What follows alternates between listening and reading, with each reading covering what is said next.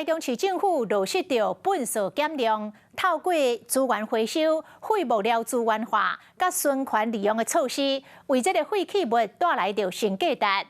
讲去年资源回收变卖所得超过7亿6千万。 推动力量减碳，除了减少小本数量，嘛做好资源回收。根据环保局统计，原物料起价，711年资源回收卖超过1亿6千万，其中清洁队自收米就占超84%。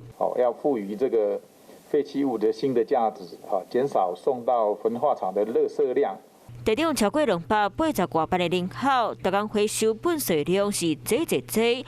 环保局说明，台中市接连续3年资源回收的相关评价，拢得到优等以上的好成绩。那绿色餐饮就要感谢我们的卫生局、经发局一起合作，所以我们让这些绿色餐饮让大家更有习惯，就是吃多少点多少。10月初开始规划饮料店未能够提供用一摆塑胶杯仔，希望配合绿色消费，为源头减量做环保。